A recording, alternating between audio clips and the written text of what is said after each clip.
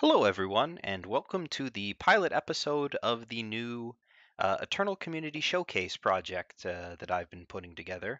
I, of course, am aReNGee, and I'm going to be talking about a variety of decks that the community has submitted for me to talk to you about today.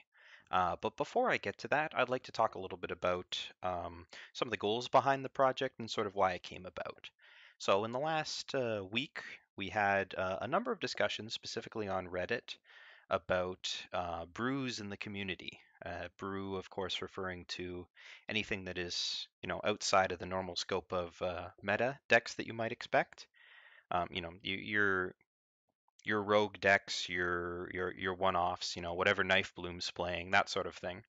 So the concern was that there was no real platform for people who weren't already established in the community in order to, pass their deck ideas around to get exposure to other people because let's face it, if you weren't already a name, it was very difficult to get a click or, even a glance on Eternal Warcry, Discord, Reddit, whatever. So the purpose of this project is to first of all give them a platform where they can submit to sort of a centralized location, and then people who are interested in those sorts of brew decks, they don't want to be playing the same thing over and over, can go there and they can see that this is all going to be off meta stuff that they can take a look through and see what they're doing there. And then the second part of this is the showcase element that was missing from a lot of these things. People love their decks. They spend the time and effort, they build them, they tune them. And a lot of these decks are, they're pretty solid, they're pretty good. But what the players may not have the time or the energy or the inclination to do is to write about them, to write up these articles on the deck, breaking down, all the card choices, the gameplay elements, that sort of thing. And more importantly, to make a video so that players can really see how the deck plays. It's difficult to get a sense for what you're sort of signing up for when you just, you see a deck list, people say, it's good, go try it. People don't have the spare shift stone lying around, including many people who are interested in playing these sort of more fun-oriented decks. So the second part of this showcase, beyond just showing the deck lists in the centralized pod and talking about them, is for each one of these deck lists, I played them 5 times in whatever rank I happened to be at the time, and I recorded all of that so I can put together a little clip of for each of these of the deck doing its thing, so that people who are thinking about, do I really want to invest my shift stone in that? Well, they can take a look at the deck beforehand and they can, decide, does that look fun to me? It's not always about winning for everybody. It's much more about how the deck forms and how it or how the deck performs and how it feels. There's people who love the Knucklebones and the Nyctotraxion and the Crown decks of the world, even if they may not be the most competitive. Having a cool deck list that does something like that is a really big thing for a lot of people. And I think that this platform will help people to see that. So, of course, this is the pilot project. I'm working solo for the moment. We had 8 submissions, which was great. I've chosen 4 to showcase in this video here. All 8 will, of course, be published alongside this video, so that you can see everything that people have put out there. As this is by no means supposed to put one deck above the other or anything. I don't have the time or the resources to commit to doing a full video on every one of these decks. But I appreciate all the community feedback that I get on this project. This is not intended to be this is for the community by the community. Essentially, I anticipate that, assuming this is popular by the second or third iteration, that other people will be involved and or will have taken over, and that's totally great. I'm just here to get the ball rolling. So in that vein, let's head down to our first deck list and talk about that. Our first deck today is something that players will be a little bit more familiar with. It is a take on Vera Reanimator by Hakuna Matata. Hakuna Matata actually submitted a number of decks to the showcase, so big thanks to them for helping to get us off the ground. The main plan of the Vera Reanimator deck is obviously to reanimate Vera, the namesake card, which has been newly buffed, to pull back a shadow unit when it is played. Vera also plays a shadow unit whenever you play another shadow unit from any other source other than Vera herself, which means that she combines very well with Azendel Revealed, who plays two little Halisi, I believe they are pronounced, when he comes into play. So the basic combo of the deck, so to speak, is Vera comes into play, brings back Azendel, then Azendel's two Halisi trigger Vera and let you bring back a bunch of other stuff from your void.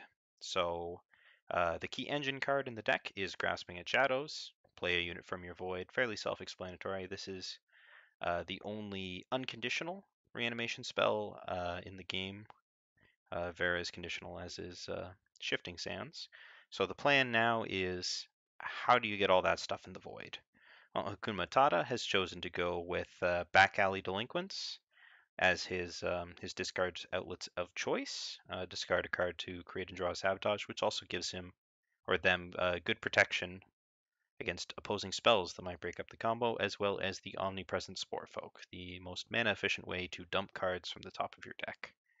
The interesting card here for discard is the inclusion of Nocturnal Observer, a card that saw a lot of hype in certain circles when it was printed and has sort of fallen off. It's essentially a blind seer that doesn't cost power to activate, but costs more upfront and can only be used during nightfall. So it's not actually very similar to a blind seer, but it's a looter. You exhaust it to draw and discard a card. This happens immediately. It's usually torched afterwards, but sometimes it's not. Um, and if it doesn't, you get two ticks out of it, and you also get the nightfall draw, so it digs you deeper to your stuff. Because a big problem that these decks have, and what you'll notice, is that there's no actual card draw in them. You know, everything is sort of card advantage negative. You're looking more to jump um, the power curve and get up to your 8 drops quickly with your reanimation spell, rather than playing a long game. And sometimes that means if you draw the wrong half or you don't find what you're looking for, um, you can be in for a tough time. So Nocturnal Observers, Night, and Draw Filtration really helps out there. As does the Shadow Merchant, which gives you effectively 7 copies of Grasping at Shadows, so you're more likely to be able to play that Vara on curve. Um, this is mostly just a straight Felon take on it. Azendel is not actually castable. You will always need to be discarding it and reanimating it either with Vera or Grasping at Shadows. But the really cool card for me was Devastating Setback, as what these decks like to do is sort of spin their wheels a lot, discarding cards, and Devastating Setback gives them a really powerful split card that either handles some of the aggressive matchups that you can run into trouble with, or gives you more protection against a control opponent who might be setting up, harsh rules or other things to mess up with your board once you've actually got it out there. So this was a really nice inclusion. It also notably doesn't kill your observers or back alley delinquents, where something like Hailstorm would, and Hailstorm obviously being more focused on killing units and less on um, has fewer options. So that's the deck there. Um, my one comment is in playtesting, I found that the Azendels were a little bit much. There's 10 8 drops in here, and that is a lot of cards. Also, Vera is very strong on her own, even if she's not bringing back Azendel plus 2 other friends. Just Snow Crush Animist is a heck of a card, and just Vera plus Champion or Vera plus Black Sky Harbinger on turn 5 is enough to win a lot of boards that don't involve a harsh rule, especially if Vera ever survives. So if you're looking to play this deck and you don't have Azendel kicking around, I wouldn't worry about it too much. I think that he's fairly replaceable. You can play a different high power drop or just more low to the ground stuff to get you started. So um, that is my brief overview on the deck. It's a relatively well-known archetype. It has a simple combo game plan, but let's go down to the showcase and take a little look at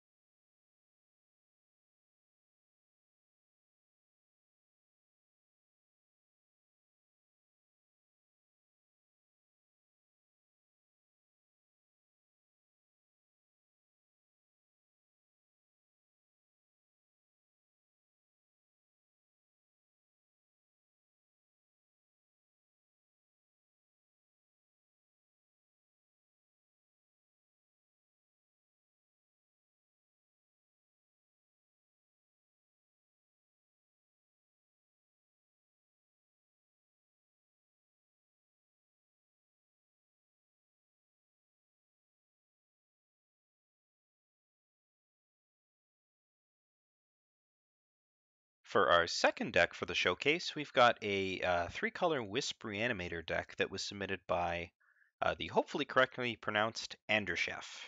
That is my best guess. Apologies for any mispronunciations there. And it's built around two Wisp cards that we got pretty recently. The first being Pathlighter. It's a little 1/1 deadly, essentially Direfang Spider. But if you play it with Tribute, which something went to your void this turn, it gets +2/+2 and grows and grows and grows as you keep bringing it back. And the other card that it's built around is the new card from set 5, Weary Spitling, which is a lot more upfront about its growth. Every time Weary Spitling dies, it gets +2/+2. So pretty straightforward there. Keep replaying and killing your Weary Spitling, and it will eventually grow into a 10/10, and then you'll get an achievement for it. So that's pretty cool. And the cards to actually bring these back all the time, just dark returning these things would not be great value, although obviously this deck does play a whole bunch of dark return. We've got a powerful engine card in Soulbringer. Soulbringer, if you have Tribute active, will bring back 2 of your Wisps for a single card, and essentially put 3 bodies into play, which is incredibly strong for a 4-drop, especially when it's something like a 5/5 Weary Spitling you're putting into play.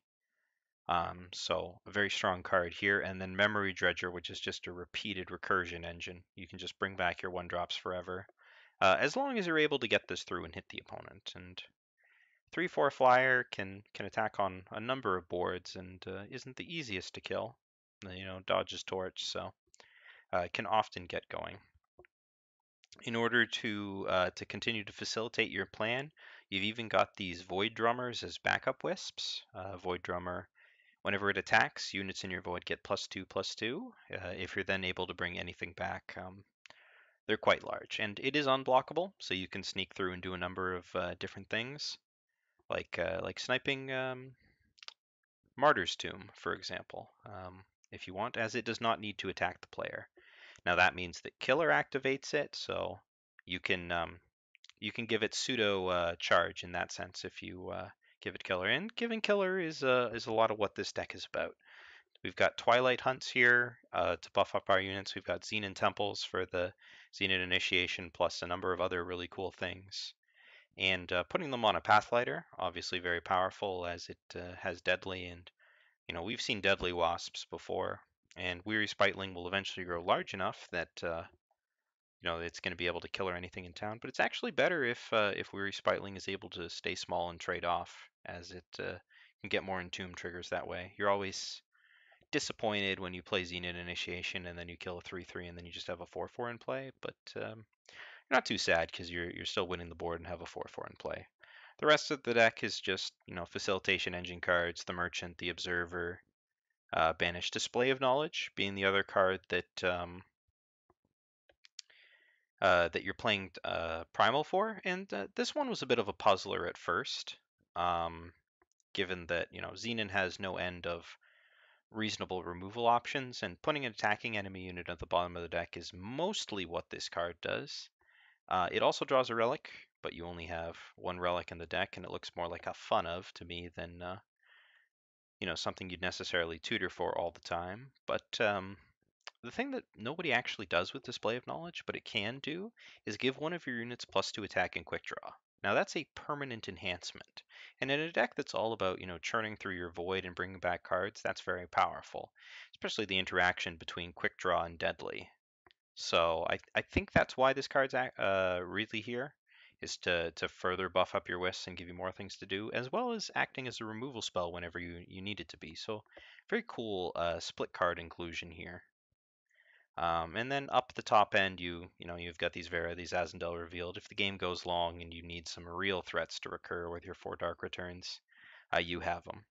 This is a really strong Xenon grind deck.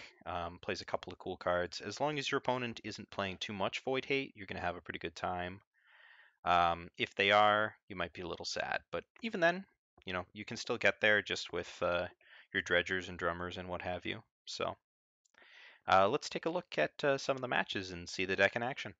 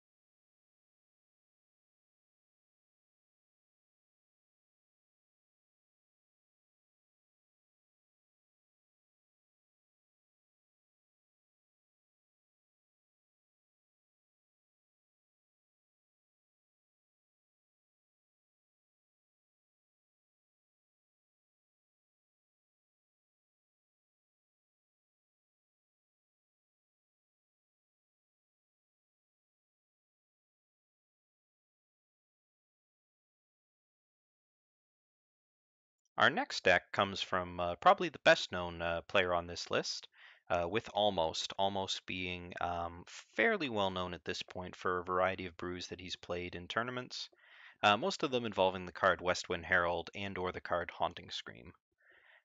He played Westwind Herald Scattershot combo. He played Westwind Herald something else. So he's been around the block before with decks, and this deck is no exception. He's here with a Paladin ramp deck, playing a number of cards that you may not see that much. The real engine card of the deck being first card alphabetically, which is cool. Anointer of the Faithful, which gives a paladin in your hand Bond.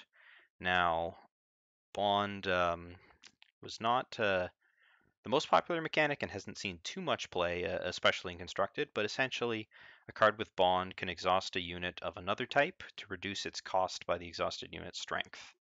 So, to put this in faster terms, the idea is that a unit with a lot of power, like a Sandstorm Titan, could be exhausted to play a bigger Sentinel with Bond for pretty cheap.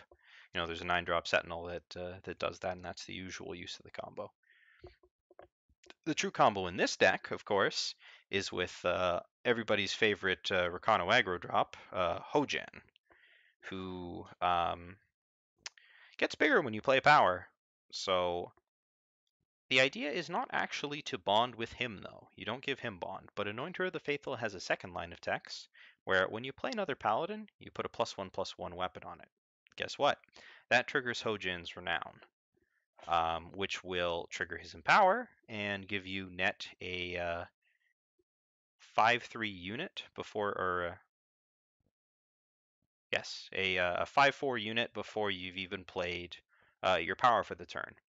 So that is exactly enough to use your 1 power left over to play Reyna the Unwavering as early as turn 3. And if you stick around for the showcase video, you'll see that just that happens. And Reyna, not so easy to kill if your opponent is an Injustice. Pretty much out of burn range, Shadow can't touch her. So unless they've got an actual Vanquish running around now that Avagraft is not running around, it's going to be pretty tough for them to remove her on turn 3. And 6/7 endurance, it's a pretty beefy hitter. The rest of the deck is sort of things that work with this combo. Copper Hall Paladin being the most playable of the other paladins that combos with this strategy. When he comes into play with a weapon on him, he plays a Justice Sigil, which activates Hojin, lets you punch in for more. Activates Rista, lets you punch in for more with her, and also ramps you closer to your endgame, which is what this deck's really about. It's playing a number of powerful cards in the market, including the interesting Display of Ambition, with a very shallow red splash in order to bring back, Talut, Reyna, whatever, for another go round. Which gives the deck some remarkable staying power. So the main plan is to, boost out Reyna as fast as possible, and then the backup strategy is to, play a little bit more of a long game with your ramp that you've got going on.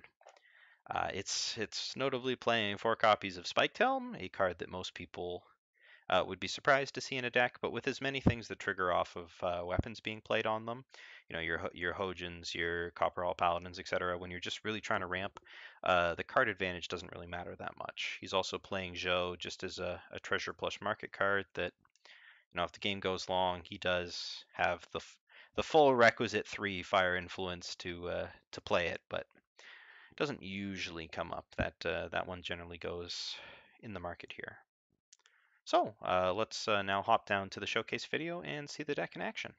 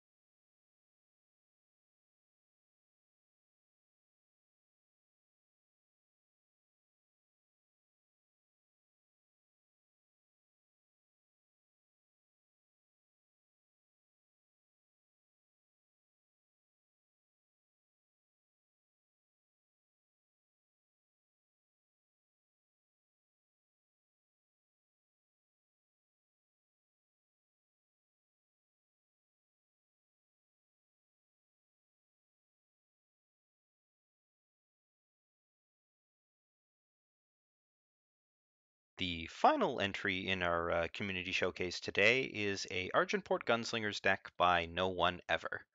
Now, as some of you may know, Gunslingers has always been a tribe that's near and dear to my heart, and I've tried them in a number of configurations, but never this one.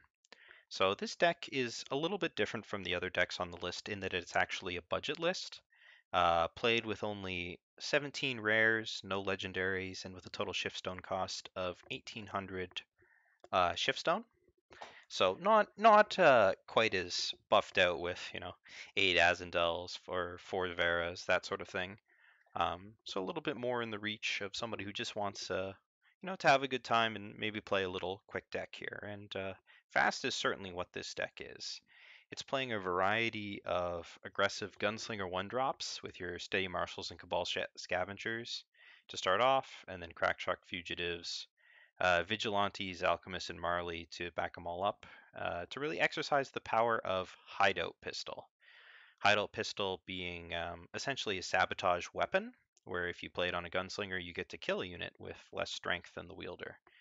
And when your unit has a lot of strength to begin with, this can lead to things like Sandstorm Titans and Heart of Vaults and that kind of thing, all falling to a single shot, which is super cool.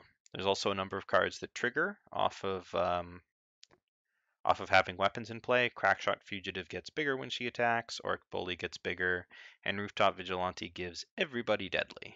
So that's super cool to see. Paladin Oathbook makes its return to the realm of budget decks. Whenever you're in Justice and looking to smash, this is usually a good option to go with. Buffing up your units is exactly what you want to do, and it helps you turn a single innocent threat into a much larger threat pretty quickly. The rest of the deck is just little supports to that plan. Vanquisher's Blade is a couple removals, the full package of Annihilate and Slays, so anything that gets in your way can be taken down, and some Finest Hours for Pump, Anti-Torch, that sort of thing. A very straightforward, condensed package, playing a whole bunch of standards for some late game punch. Notably, not playing any merchants. Decks chosen either because of the budget constraints or just for speed purposes to skip going for that later game plan and has instead, included the standards, which I like. Um, it's fast, it punches pretty hard, and I can always get behind playing a tribal deck. That's always fun. Notable omission here of Common Cause, but there are a couple of, or I guess a single off-tribe unit in Auric Bully, and the power isn't too bad. They put a couple Crests of Vengeance instead, so possibly a intentional omission, given that you already do have the standards and things like that. So let's go and take a little bit of a look at how the deck fares.